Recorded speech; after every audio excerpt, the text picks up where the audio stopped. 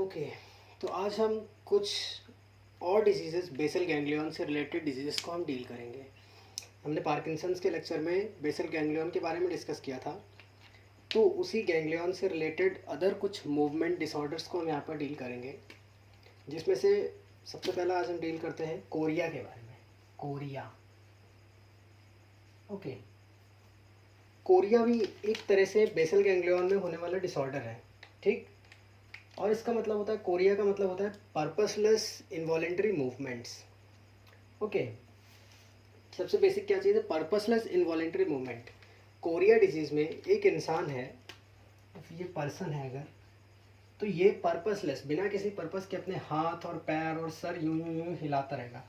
मतलब कुछ न ऐसे ऐसे करता ही रहेगा, ये कुछ तो हरकतें करता रहेगा, है ना। हमेशा ये कोई ना कोई अलग ही पोस्चर में रहेगा।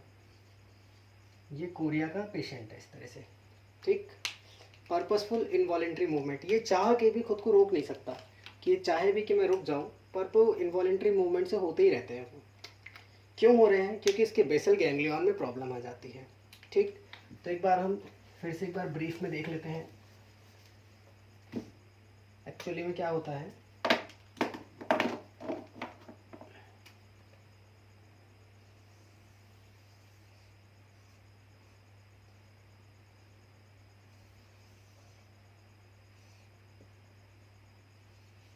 Okay, this is caudate nucleus, this is पोटामेन।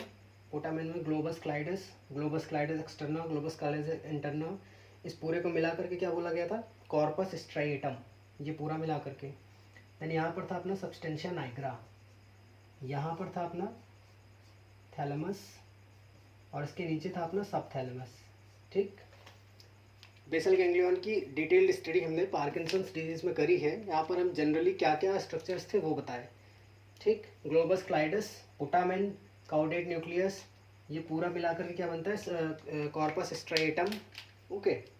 Substantia nigra, subthalamus और थैलेमस, और यहाँ पर अपने 4 एरियाज थे, ठीक। इसके बाद क्या हो रहा था? यहाँ पर नॉर्मल मूवमेंट्स के लिए क्या हो रहा था? यहाँ से सिग्नल्स आ रहे थे, ओके। देन सिग्नल्स यहाँ से ट्रांसफ़र हो रहे थे। इसके बाद यहाँ से सिग्नल्स जा रहे थे थैलेमस में, थैलेमस से सिग्नल्स जा रहे थे यहाँ और यहाँ पर। यहाँ से मॉडिफिकेशन होने के बाद सिग्नल्स यहाँ जा रहे थे, और यहाँ से फिर फर्दर बॉडी में डिस्ट्रीब्यूट हो रहे थे, ठीक। ये जनरल था सिग्नल्स का मोशन, किस तरह से सिग्नल्स जा रहे थे। अभी इसमें क्या होता है? हाँ, जैसा हमने पार्किंसंस में क्या पढ़ा था कि सब्सटेंशिया नाइग्रा से नाइग्रोस्ट्रियल जो न्यूरॉन्स जा रहे थे, नाइग्रोस्ट्रियल न्यूरॉन्स, यहाँ से डायरेक्ट पाथवे और इनडायरेक्ट पाथवे हमने पढ़ा था। ये डायरेक्ट पाथवे था, ये इनडायरेक्ट पाथवे था। नाइग्रोस्ट्रियल न्यूरॉन्स में प्रॉब्लम आ रही थी, तो हमें पार्किंसंस हो रहा था, ओके। यहाँ पर क्या होता है? कोरिया में अगर इस पार्ट में प्रॉब्लम है, कॉर्पस स्ट्राइएटम के मतलब पोटामेन के इस पार्ट में अगर प्रॉब्लम है, इस पार्ट में, ओके, ये पार्ट, अगर इस पार्ट में प्रॉब्लम आ गई है तो वो पर्सन को कोरिया हो जाता है, ठीक। हमने क्या पढ़ा? यहाँ पर प्रॉब्लम हुई या इस पाथवे में प्रॉब्लम हुई तो सब्सटेंशिया नाइग्रा पार्किंसंस हो रहा था। अगर इस पार्ट पे प्रॉब्लम हुई तो उसको कोरिया बोलते हैं, ठीक। और इसकी वजह से क्या होता है? पर्पसलेस इनवॉलेंटरी मूवमेंट्स होते हैं पेशेंट्स में, ठीक। ऐसी कंडीशन में क्या होता है? पेशेंट रेस्टलेस रहता है, और फिजिडिटी मतलब वो हमेशा परेशान ही रहता है अपने मूवमेंट्स से, इनवॉलेंटरी मूवमेंट्स, कुछ भी ऐसे ऐसे, कुछ भी पूरे हाथ पूरे पैर कुछ भी करेगा, मतलब ऐसे, ठीक। मैंने वो डायग्राम्स बनाए थे, फुल बॉडी के मूवमेंट्स हो रहे थे। हाँ, उसके बाद हाँ, ये मूवमेंट्स थोड़े हार्श होते हैं, रफ मूवमेंट्स होते हैं, ठीक। स्मूथ मूवमेंट्स नहीं होते हैं। क्यों? क्योंकि यहाँ पर भी एक कॉन्सेप्ट है कि जो अपना पोटामेन का एरिया होता है, ठीक, पोटामेन एरिया में जो आउटर पार्ट होता है, ये part, this part is responsible for rough movements. क्योंकि सिग्नल डायरेक्टली यहीं पर आ रहे हैं, तो इन सिग्नल्स का कोई मॉडिफिकेशन नहीं हो पाता है। यहाँ पर सिग्नल्स का मॉडिफिकेशन आगे जा करके होता है। तो this part is responsible for rough movements, ठीक। इसके बाद क्या होता है, यहाँ से सिग्नल जब आगे ट्रांसफ़र होता है तो अगर ज़रूरत पड़ती है, अगर ज़रूरत होती है तो सिग्नल आगे ट्रांसफ़र होने के बाद यहाँ पर मूवमेंट्स का मॉडिफिकेशन होता है। वो मॉडिफिकेशन कैसे होता है, पहले तो मूवमेंट्स स्मूथ होते हैं, स्मूथ इन द सेंस कि हम मतलब हम जैसे इस बोर्ड पर हमने अपने हाथ को मारा, ठीक, तो हम रफली मार रहे हैं, ठीक है, हमारे हिसाब से हमने रफली मारा, पर हम खुद से जब मारते हैं तो एक अंदाजे से मारते हैं कि मेरे मसल्स को या हाथ को पेन ना हो, that is the rough movement, ठीक। ऐसा नहीं कि और हमें किसी ने और ने मार दिया, वो तो अलग चीज़ है, वो अलग केस है। जब हम अपने वॉलेंटियरली मतलब वॉलेंटरली खुद से जब हम खुद को मारते हैं तो वो हम उस अंदाजे से मारते हैं, उस लिमिट से मारते हैं खुद को कि हमें पेन ना हो, ठीक है, दैट इज़ ह्यूमन साइकोलॉजी। वो कंसिडर होता है यहाँ से पुटामेन के आउटर एरिया से। यहाँ के बाद फिर होता है उस मूवमेंट का मॉडिफिकेशन। मॉडिफिकेशन होता है ग्लोबस क्लाइटस में। अब ये मॉडिफिकेशन क्या होता है, ये मॉडिफिकेशन अगर हम समझें तो suppose this is a chair and this is a table, okay. यहाँ पर एक लड़की बैठी हुई है, ठीक, ये लड़की बैठी हुई है, यहाँ पर रखा हुआ एक चाय का कप, ठीक, चाय का कप रखा हुआ है। अभी क्या होता है, देखो, ये लड़की चाय का कप उठाएगी, ठीक, तो ये उठा करके इसको मीन्स अगर हम इसको मोर अप्रोप्रिएटली देखें तो हम ये इमेजिन करें कि चाय का कप अगर यहाँ रखा हुआ है, नीचे रखा हुआ है, ठीक, नीचे इन द सेंस कि टेबल पे रखा हुआ है और टेबल थोड़ी सी नीचे है, तो ये लड़की चाय का कप उठाए, उसको ऊपर ले जाए अपने माउथ के लेवल तक और फिर ला करके पिए, ठीक। या फिर ये लड़की चाय के कप को यहाँ से लेकर यहाँ पे पकड़े, यहीं लेकर के आए, फिर ऊपर ला के पिए, ठीक। ये दो काम कर सकती है, पर एक्चुअली में कोई लड़की क्या करती है, एक्चुअली में लड़की चाय का कप उठाती है और ये ला करके सीधे पीती है, ठीक। एक्चुअली में ये करते हैं हम लोग भी, नॉर्मली एक्चुअली में यही करते हैं। इतना लंबा पाथ हम नहीं लेते हैं, ठीक, ये पाथ और ये पाथ हम नहीं लेते हैं, हम नॉर्मली ये पाथ लेते हैं। ये पाथ जो हम लेते हैं इसको बोलते हैं स्मूथनिंग ऑफ मूवमेंट, और ये स्मूथनिंग ऑफ मूवमेंट होती है इस एरिया से, globus pallidus externa and interna से। ये कॉन्सेप्ट समझ आया। इसकी क्या इंपॉर्टेंस है कि अगर प्रॉब्लम इस रीजन में आई तो उसको हम बोलते हैं कोरिया, ठीक, और अगर प्रॉब्लम इस रीजन में आई तो इसको बोलते हैं athetosis. This is another condition, that is athetosis. इस वजह से ये हमें समझना ज़रूरी था कि स्मूथनिंग ऑफ मूवमेंट्स ख़त्म हो जाती है एथेटोसिस में, ठीक। तो हम एथेटोसिस को लास्ट में डिस्कस करेंगे। सबसे पहले हम अपने कोरिया पर कंसंट्रेट करते हैं, ठीक। यहाँ पर हमने क्या देखा, एड्रेनर्जिक और कोलिनर्जिक न्यूरॉन्स आ रहे थे, यहाँ पर डोपामिनर्जिक न्यूरॉन्स आ रहे थे, सब में इंस्टेंटली प्रॉब्लम आ रही, पर मेन प्रॉब्लम आती है एड्रेनर्जिक और कोलिनर्जिक न्यूरॉन्स के ट्रांसमिशन में, ठीक। अब हम काउडेड न्यूक्लियस में भी अगर प्रॉब्लम आई तो भी कोरिया हो सकता है, ओके। अब हम इसमें आगे डील करते हैं दो तरह के बेसिकली कोरिया जो सबसे मेन इंपॉर्टेंट होते हैं, उनको हम डील करते हैं, जिसमें सबसे पहला आता है Huntington's Korea, okay.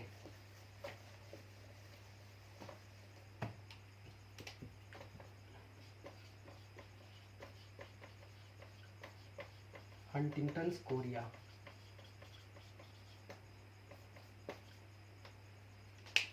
Huntington's Korea में क्या होता है,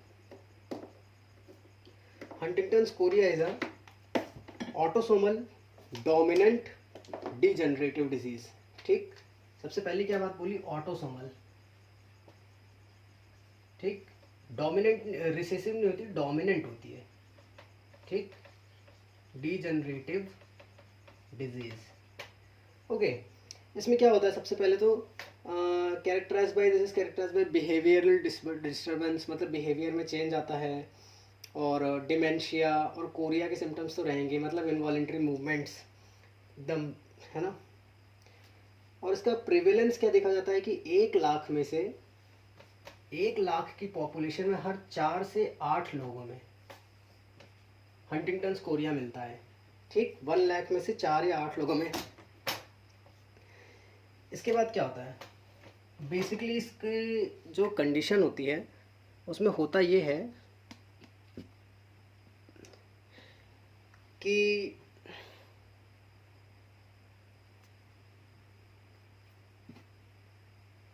बेसिकली इसमें ये होता है कि जो क्रोमोसोम नंबर 4 होता है, ओके,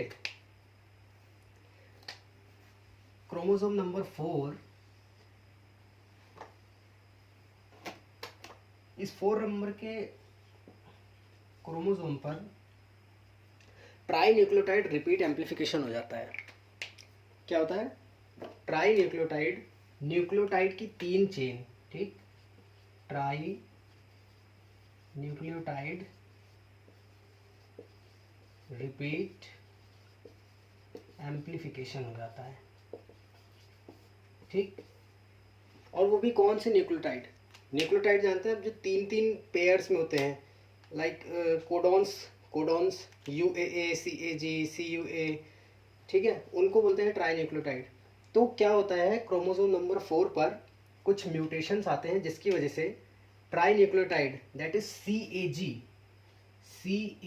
ट्राई न्यूक्लियोटाइड का रिपीट एम्प्लीफिकेशन हो जाता है। रिपीट मतलब कि नॉर्मल जो होना चाहिए वो नहीं होता है और रिपीटेड एम्प्लीफिकेशन हो जाता है। CAG बहुत सारा CAG का रिपीट एम्प्लीफिकेशन हो जाता है।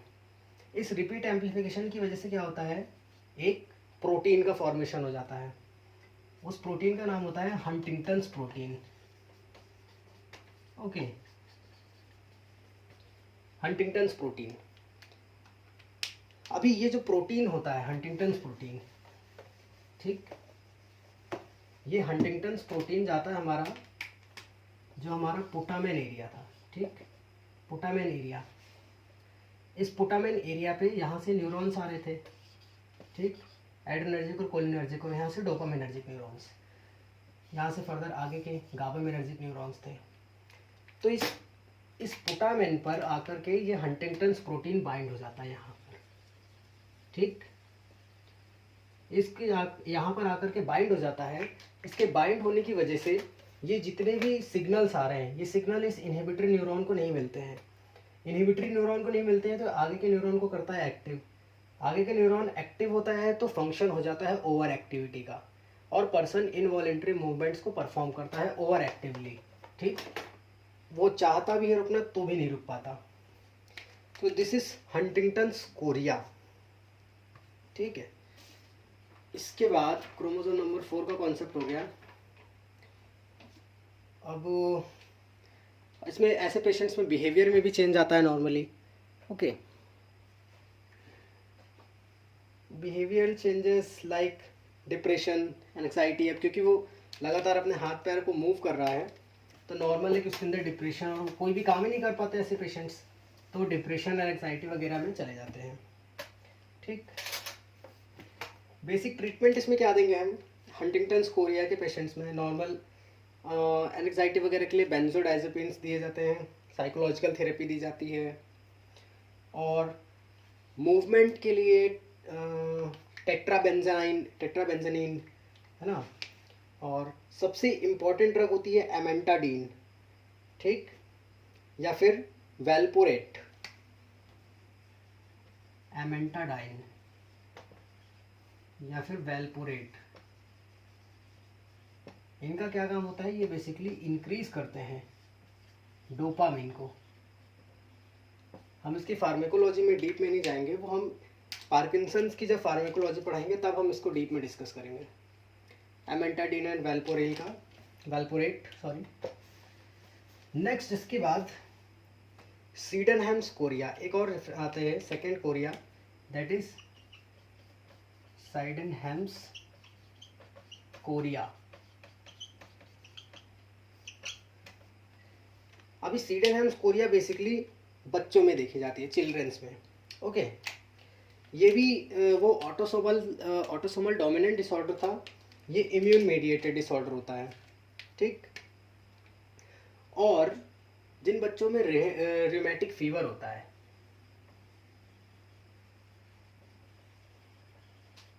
साथ में स्ट्रेप्टोकोकल इन्फेक्शन होता है, ऐसे बच्चों में अक्सर सीडेनहेम्स कोरिया सीन होता है। ठीक, इसमें क्या होता है सीडेनहेम्स कोरिया में कि रिमेटिक फीवर तो उसको हाई है, साथ में स्ट्रेप्टोकोकल इन्फेक्शन हो गया। तो इस जैसे ही स्ट्रेप्टोकोकल इन्फेक्शन होता है बॉडी में, तो कुछ इसके अगेंस्ट एंटीबॉडीज़ बनती हैं। ठीक, और ये एंटीबॉडीज़ हमारे जो पोटामेन एरिया था, इसमें न्यूरॉन्स आ रहे थे, डायरेक्ट पाथवे, इनडायरेक्ट पाथवे, और यहाँ से बड़ा सा जा रहा था। तो ये एंटीबॉडीज़ आ करके यहाँ पर बाइंड हो जाती हैं और इस एरिया को ब्लॉक कर देती हैं एंटीबॉडीज़। इसकी वजह से क्या होता है, सेम पैथोलॉजी यहाँ पर आ जाती है। ठीक, और जो बच्चा होता है वो इन्वॉलेंटरी मूवमेंट्स को स्टार्ट करता है। इसमें मतलब Korea associated with rheumatic fever, इसमें एक सबसे मोस्ट इम्पॉर्टेंट सिम्टम आता है जिसको बोलते हैं सेंट वाइटस डांस। छोटे बच्चे हमेशा बैठे रहे तो भी वो डांस किया करते हैं, वो सोते सोते भी हिलाई करते हैं इधर उधर। ठीक, इसमें भी हम बेसिकली क्या टेट्राबेंजाइन या फिर वैल्पोरिक एसिड वगैरह ही प्रेफर करते हैं। और इसके बाद में मैंने एक और कंडीशन बताई थी कि अगर प्रॉब्लम इस एरिया में आ जाए, स्मूथनिंग जहाँ पर हो रही है मूवमेंट्स की, अगर इस एरिया में प्रॉब्लम आ जाए तो इस कंडीशन को बोलते हैं एथेटोसिस। ठीक, और एथेटोसिस में क्या होता है, basically spontaneous, semi purposeful, slow और रिदमिक मूवमेंट्स होते हैं। मतलब यहाँ पर, हाँ, यहाँ पर जैसे अपना सेंट वाइटस डांस था। ठीक, Saint Vitus dance in the sense Michael Jackson dance में, मतलब अगर याद रखना है तो हम माइकल जैक्सन डांस भी याद रख सकते हैं। मीन्स कि कोरिया में माइकल जैक्सन डांस एकदम क्विक फास्ट, एकदम ऐसे ऐसे ऐसे ऐसे बहुत सारे मूवमेंट्स करता है पेशेंट। पर एथेटोसिस नाम की कंडीशन में, एथेटोसिस नाम की कंडीशन में मूवमेंट्स की स्मूथनिंग में प्रॉब्लम आ रही है। ठीक, मीन्स मूवमेंट स्मूथ हो रहे हैं पर वो इनवॉलेंटरी काम कर रहे हैं। ऐसे पेशेंट्स जो होते हैं वो कथक लाइक डांस करते हैं। जैसे कथक होता है Indian folk dance, Kathak classical dance, sorry Indian classical dance Kathak, वैसे अपने हाथों मेनली इनको, ये तो फुल बॉडी में हो रहा था, ये वाले जो होते हैं एथेटोसिस वाले बेसिकली अपने पाम, रिस्ट या फिर फुट, एंकल, ठीक, इन सबको मूव करते हैं। जैसे कथक में ऐसे ऐसे एकदम हमेशा ऐसे ऐसे मूव ही किया करते हैं, ऐसे इतना प्यार से ऐसे ऐसे मूव किया करते हैं। ठीक, that condition is athetosis. So that was the difference between Korea and athetosis and explanation of Korea. Okay, that's all about the Korea. कोई भी अगर डाउट हो इससे रिलेटेड तो आप कमेंट सेक्शन में पूछ सकते हैं। Okay, thank you.